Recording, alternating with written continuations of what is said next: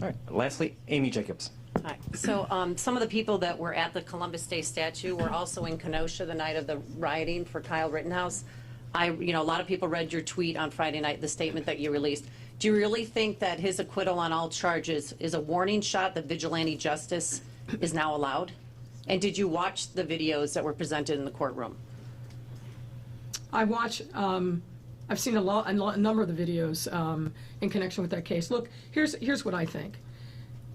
Obviously, a jury heard evidence and rendered a verdict. I also watched what the judge did in shaping the evidence that was getting presented to that jury. I'm an old trial lawyer, right, and I know when I see a judge putting the thumb on the scale for a particular result, I was not at all surprised. Well, what in particular did he do? Well, the excluding of evidence, not allowing the deceased to be called victims, not letting certain charges go to the jury. When a jury, in my experience, tries to do the best they can, and particularly in a trial like this, every single one of those jurors knew this is a very big deal.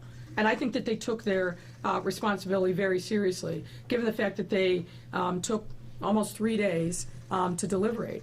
But they're looking for cues, not just from the prosecutor and the defense attorney. They look for cues from the judge. And that's why it's so important when you are a trial judge in any case, but particularly something as sensitive as this, you've got to call balls and strikes. You've got to be very even-handed.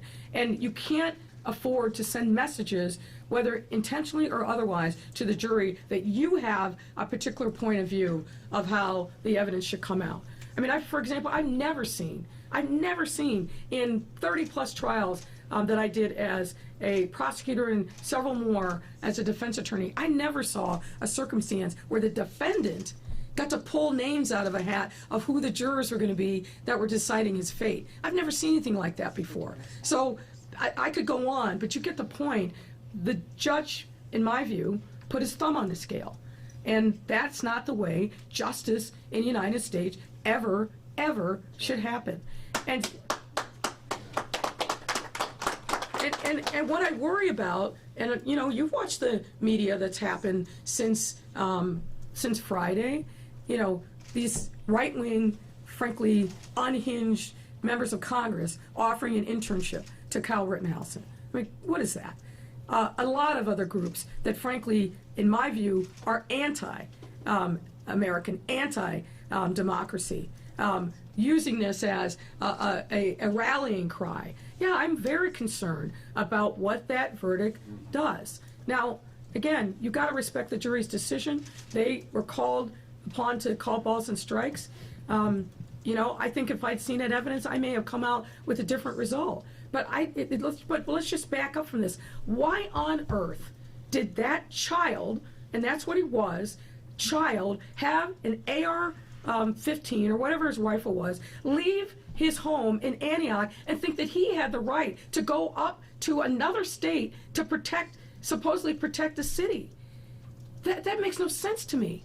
And if it's a free-for-all and everybody can simply take matters into their own hands, we're going to devolve into chaos.